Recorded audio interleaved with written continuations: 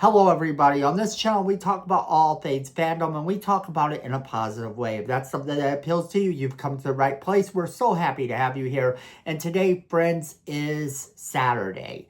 And we've got to talk about Final Destination 7. That's right, Final Destination 7 has been confirmed. So let's break down what has been said about it. Let's jump right into it.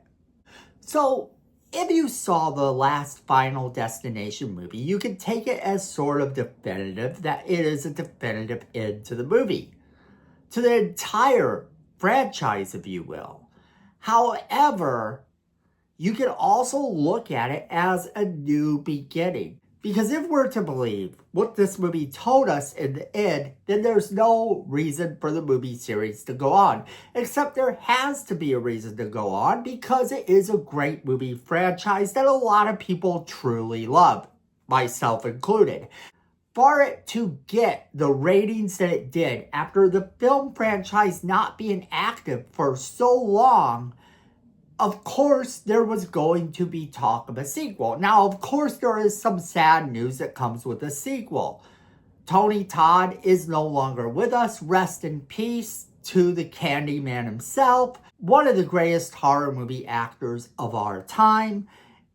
And he's sadly no longer with us. So this, of course, means he's not going to be in the movie. However, there is room for new characters, room for new adventures within this franchise because death is something that just happens. Death and taxes. And a movie about taxes wouldn't be very interesting, but a movie about death and how it pursues and stalks people as though it is a slasher itself, that's something I can get behind and I think scares a lot of people. And if you're doing this in an unrealistic, crazy way that these movies tend to do it in, then also it becomes something that's fun to watch. So when they announced Final Destination 7 was coming out, I had to talk to you guys about it and let you know what the articles are saying. This comes to us from Deadline. Of course, several other places are talking about this. Final Destination 7 is in works with Bloodline's co-writer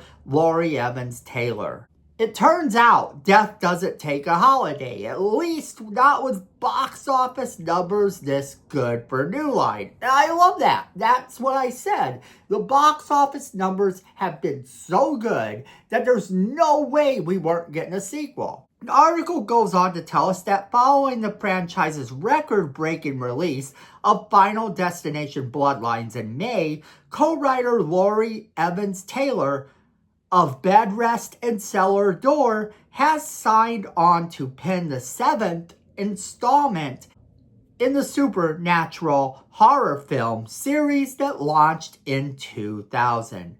Greg Perry, Sheila Hanahan Taylor, John Watts, Diane McDougall, Toby Emmerich, and I'm sorry if I mispronounced any of these names, are returning to produce with Warren Zindi, and I'm sorry if I mispronounced that name as well, to executive produce.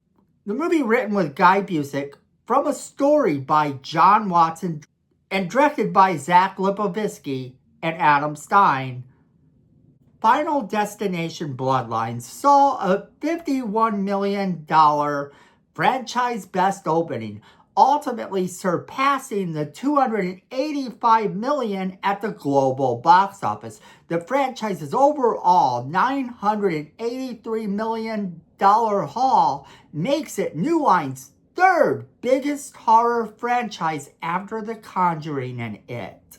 Taylor is repped by WME, Kaplan, Perrone, and McCune, Frankel, and Whitehead. She previously wrote the screenplay adaptation of Carla Norton's The Edge of Normal, which wrapped in spring 2025 and starred Chloe Grace Moretz and had Carlotta Perdita directing. Each movie within the Final Destination franchise begins with someone predicting a mass casualty event, saving a group of an unlikely few only for them to die in horrific ways. Marking the franchise's first sequel in 14 years, Bloodline served as a partial prequel, harkening back to the incident in 1969. Perry, who has produced every movie in the franchise, previously explained to Deadline how Bloodlines opens the franchise up to new possibilities. That's one of the things that Jon Watts, by bringing the idea of starting in the 60s and jumping forward 50 years, I think it has liberated us creatively to be able to go a lot of different places in time and make a lot of connections that we wouldn't have been able to do otherwise, he said. And I think that expansion, that sort of satellite view of the plan, I think is going to hopefully allow us an opportunity in the future to have more interesting and creative deaths for all the fans to enjoy. Perry added, that's why this franchise is weirdly evergreen, because we don't have necessarily continuing characters so you can jump around. And the whole point of it is that it's relatable. They're environments and situations that you might find yourself in. When you're looking at it that way, as the article does, it does open up so many possibilities.